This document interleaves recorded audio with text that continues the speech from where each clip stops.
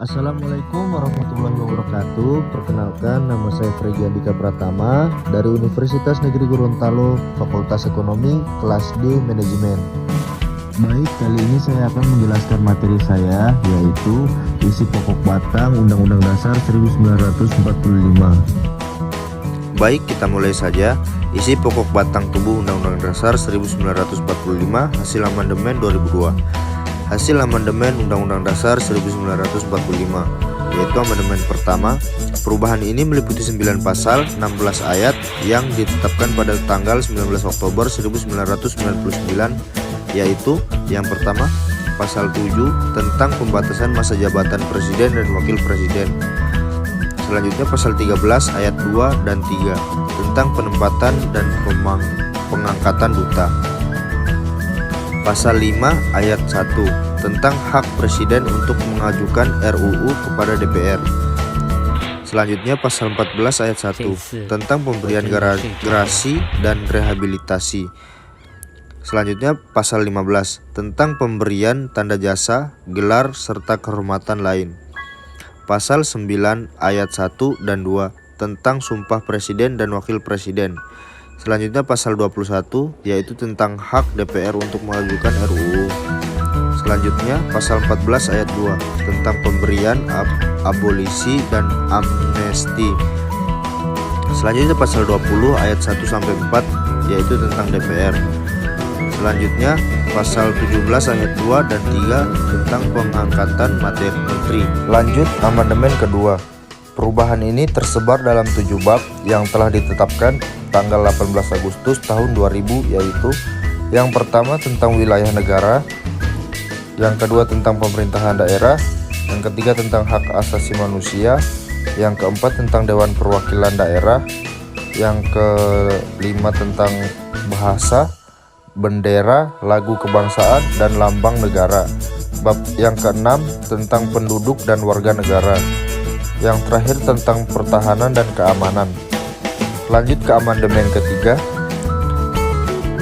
Amandemen ketiga perubahan ini tersebar dalam 7 bab, yaitu yang ditetapkan tanggal 9 November tahun 2001, yaitu yang pertama tentang MPR, selanjutnya tentang bentuk dan kedaulatan, selanjutnya tentang BPK atau Badan Pemeriksa Keuangan, selanjutnya tentang kekuasaan pemerintah negara, dan selanjutnya tentang DPR, tentang Kementerian Negara, dan yang terakhir tentang pemilihan umum. Kita lanjut ke amandemen keempat. Perubahan ini meliputi 19 pasal yang terdiri dari 31 butir ketentuan serta 1 butir yang dihapuskan. Yang ditetapkan pada tanggal 10 Agustus tahun 2002, pada amandemen keempat ini ditetapkan bahwa Undang-Undang Dasar 1945 sebagaimana telah diubah merupakan Undang-Undang Dasar 1945 yang ditetapkan pada 18 Agustus tahun 1945 yang diberlakukan kembali melalui Dekret Presiden 5 Juli 1959. Perubahan tersebut diputuskan pada rapat paripurna MPR Republik Indonesia ke-9 tanggal 18 Agustus tahun 2000 pada sidang tahunan MPR Republik Indonesia dan mulai berlaku sejak tanggal ditetapkan. Pengubahan substansi pasal 16 penempatan ke dalam bab 3 tentang kekuasaan pemerintahan negara dan bab 4 tentang Dewan Pertimbangan Agung dihapus. Undang-Undang 1945 hasil amandemen 2002 tetap memuat pasal 37 tapi dibagi menjadi 26 bab, 3 pasal aturan peralihan dan 2 pasal aturan tambahan.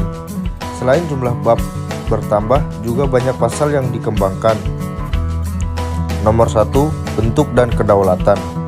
Dalam pasal 1 ayat 1 Undang-Undang Dasar 1945 ditegaskan bahwa negara adalah negara kesatuan yang berbentuk republik.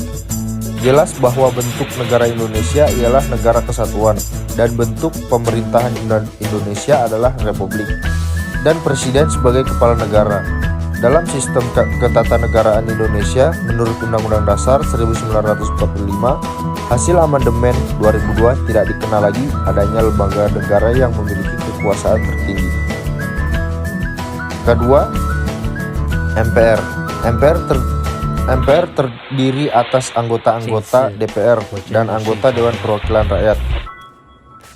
3. Kekuasaan pemerintahan negara. Presiden Republik Indonesia memegang kekuasaan pemerintahan menurut Undang-Undang Dasar 1945. Dalam menjalankan tugas pemerintahannya, Presiden dapat meminta suatu pertimbangan kepada suatu Dewan Pertimbangan. Dewan Pertimbangan ini disebut Dewan Pertimbangan Agung. Nomor 4. Kementerian Negara. Menteri Negara adalah pembantu Presiden. Mereka tidak bertanggung jawab kepada DPR, melainkan kepada Presiden. Nomor 5. Pemerintahan daerah. Pasal 18 Undang-Undang Dasar 1945 mengatur tentang pemerintahan daerah. Ayat 1 menjelaskan bahwa negara Republik Indonesia dibagi atas daerah-daerah provinsi, dan daerah provinsi itu dibagi atas kabupaten dan kota. Asas otonomi. Pasal 18 ayat 2 mengatur tentang otonomi pemerintahan daerah. Permintahan daerah provinsi, kabupaten dan kota mengatur dan mengurus sendiri urusan pemerintahannya. Pengakuan keistimewaan pemerintahan daerah. Selain asas otonomi sebagaimana tersebut di atas, menurut sistem Undang-Undang Dasar tahun 1945 hasil amandemen 2002, hubungan pemerintahan pusat dan daerah provinsi, kabupaten dan kota diatur dalam suatu undang-undang dengan memperlihatkan keistimewaan daerah masing-masing. Yang keenam, DPR. Susunan DPR ditetapkan dalam undang-undang dan DPR bersidang sedikitnya sekali dalam setahun. DPR memiliki kekuasaan membentuk undang-undang. Jika rancangan undang-undang yang diajukan pemerintah tidak mendapat persetujuan DPR, maka rancangan ini tidak boleh diajukan lagi. Nomor 7. Dewan Perwakilan Daerah. Anggota Dewan Perwakilan Daerah dipilih melalui pemilihan umum. Dewan Perwakilan Daerah dapat melakukan pengawasan atas pelaksanaan undang-undang mengenai otonomi daerah, pengelolaan sumber daya alam dan ekonomi lainnya. Nomor 8. Pemilihan umum. Pemilihan umum dilaksanakan secara langsung, umum, bebas, rahasia, jujur, dan adil setiap 5 tahun sekali. Ketentuan pemilu sebagai berikut. A. Pemilu merupakan saran untuk mewujudkan kedaulatan rakyat dalam pemerintahan NKRI. B. Pemilu dilaksanakan secara efektif dan efisien. C. Pemilu diselenggarakan untuk memilih anggota DPR, DPD, DPRD, provinsi dan kabupaten kota. D. Pemilu dilaksanakan 5 tahun sekali. E. Pemilu untuk memilih partai politik. F. Untuk memilih anggota DPD dilakukan dengan sistem distrik berwakil banyak. G. Untuk memilih anggota DPR, DPD, DPRD, provinsi dan kabupaten kota diselenggarakan oleh Komisi Pemilu. H. Untuk memilih anggota DPD dilaksanakan dengan sistem distrik berwakil banyak. Peserta pemilu umum dan perseorangan. Yang pertama, untuk menjadi calon anggota DPD, peserta pemilu dari perseorangan harus memiliki syarat sebagai berikut. Provinsi berpenduduk 1 juta harus didukung sekurang-kurangnya 1.000 pemilih. Selanjutnya, provinsi yang berpenduduk 1.000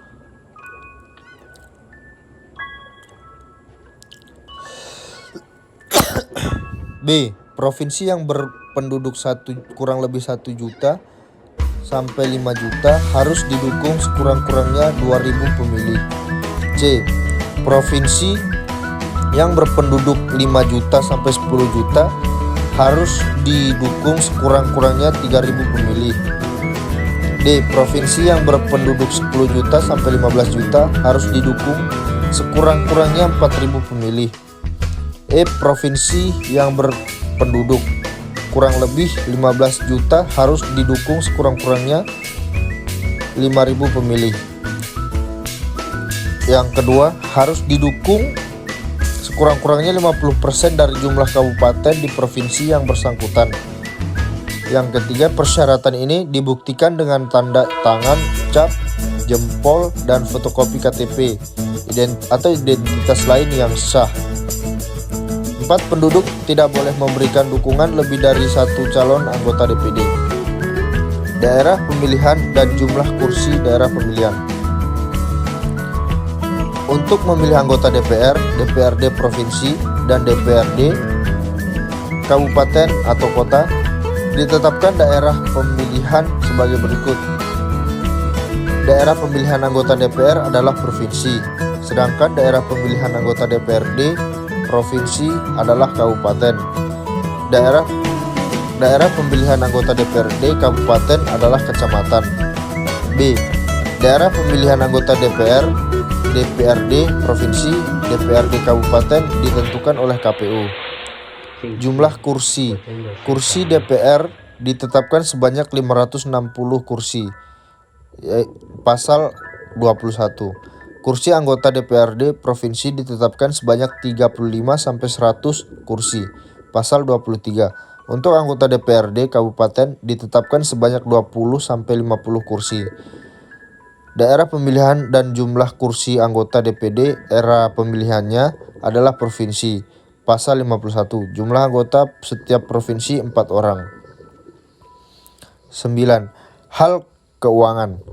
Dalam pasal 23 Undang-Undang Dasar 1945 ditegaskan bahwa anggaran belanja dan anggaran pendapatan negara ditetapkan tiap-tiap tahun dengan undang-undang secara terbuka dan bertanggung jawab untuk kemakmuran rakyat. Apabila suatu rancangan anggaran DPR, pendapatan dan belanja negara tidak disetujui DPR, maka pemerintah menjalankan anggaran tahunan yang lalu dan sudah disetujui oleh DPR. Lanjut, Badan Pemeriksaan Keuangan. Salah satu hal yang sangat penting dalam pelaksanaan dan penyelenggaraan negara adalah pengelola keuangan negara transparan. Yang 11, selanjutnya, kekuasaan kehakiman. Kekuasaan kehakiman adalah kekuasaan merdeka untuk menyelenggarakan peradilan guna menegakkan hukum dan keadilan. Pasal 24 Undang-Undang Dasar 1945. Lanjut, wilayah negara. Negara Kesatuan Republik Indonesia adalah sebuah negara kepulauan berciri Nusantara. Pasal 25A Undang-Undang Dasar 1945. Selanjutnya, warga negara dan penduduk.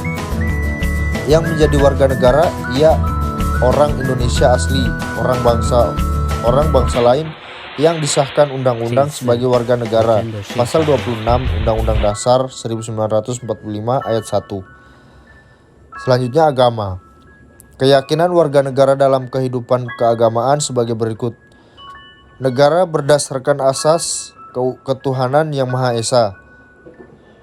Negara menjamin kemerdekaan setiap penduduk untuk memeluk agama. Selanjutnya, pertahanan dan keamanan. Setiap warga negara berhak dan wajib ikut dalam usaha pemeliharaan negara.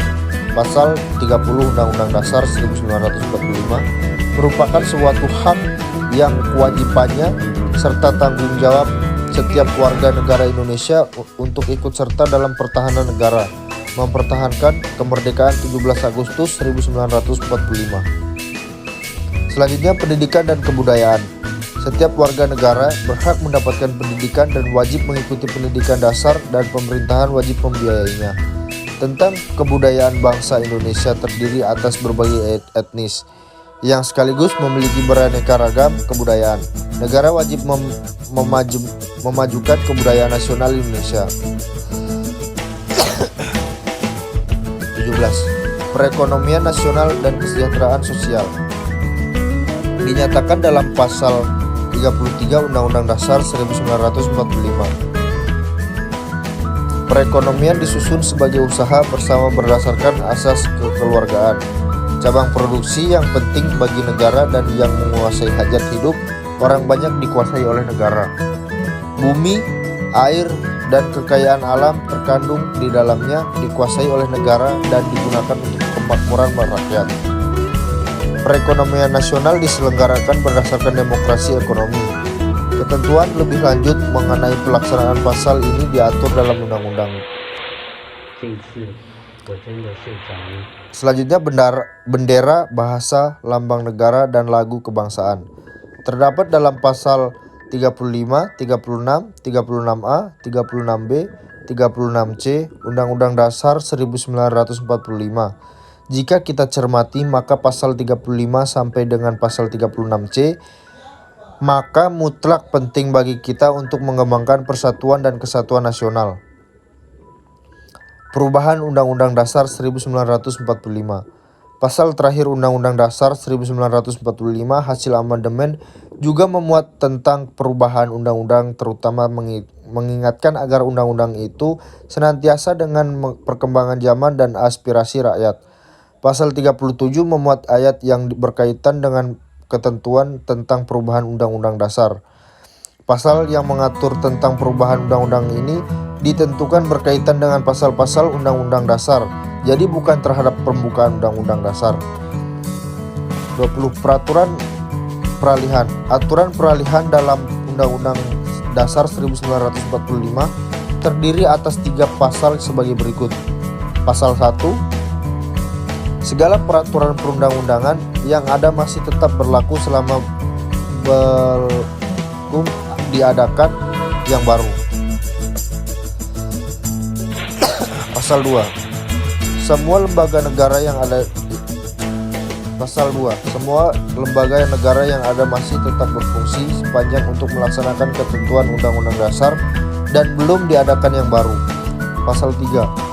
Mahkamah Konstitusi dibentuk selambat-lambatnya pada 17 Agustus 2003 dan belum dibentuk, segala kewenangannya dilakukan oleh Mahkamah Agung.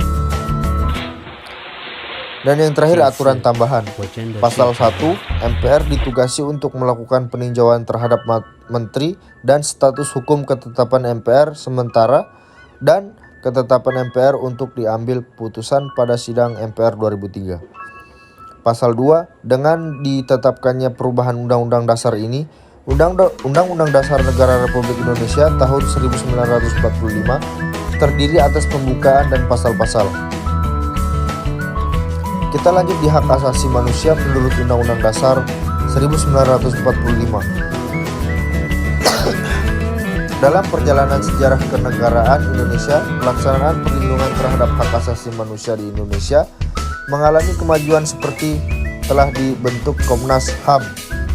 Jaminan hak asasi manusia sebagaimana terkandung dalam Undang-Undang Dasar 1945 menjadi semakin efektif, terutama dengan wujudnya Undang-Undang Republik Indonesia Nomor 39 Tahun 1999 tentang HAM. Undang-undang ini terdiri atas 105 pasal yang meliputi macam-macam hukum asasi, perlindungan hak asasi, perbatasan terhadap kewenangan, pemerintahan, serta Komnas HAM yang merupakan lembaga pelaksanaan atas perlindungan HAM. Dengan diundangnya undang-undang ini untuk Indonesia telah masuk pada era baru, terutama dalam menegakkan masyarakat yang demokratis dan yang melindungi HAM. Untuk ketentuan yang lebih rinci atas pelaksanaan dan penegakan HAM diatur dalam Undang-Undang Nomor 9 Tahun 1999. Terlepas dari berbagai macam kelebihan dan kekurangan, bagi kita merupakan suatu kemajuan yang sangat berarti karena bangsa Indonesia memiliki komitmen yang tinggi atas jaminan serta penegakan HAM. Undang-undang bersifat sistematis, artinya tidak dapat dan tidak boleh ditukar posisi batang tubuhnya. Undang-undang sebagai dasar negara membawa konsekuensi bahwa segala yang ada dalam negara tersebut harus taat asas, konsisten dengan dasar tersebut, yakni terhadap aturan hukum atau perundang-undangan yang berlaku. Demikian mewujudkan masyarakat falsafah Undang-Undang Dasar 1945, artinya suatu masyarakat Indonesia modern berdasarkan nilai-nilai luhur dibutuhkan suatu hubungan yang serasi antara pengambilan Pancasila dengan kewajiban menaati Undang-Undang Dasar 1945 sebagai hukum undang-undang dasar tertulis di negara kita. Undang-Undang Dasar 1945 bersifat dinamis dan telah mengalami beberapa kali amandemen atau perubahan yang disesuaikan dengan kondisi negara dan keadaan regional maupun global. Mungkin cuma ini yang bisa saya sampaikan. Lebih kurang saya mohon maaf, manusia tidak luput dari kesalahan. Wassalamualaikum warahmatullahi wabarakatuh.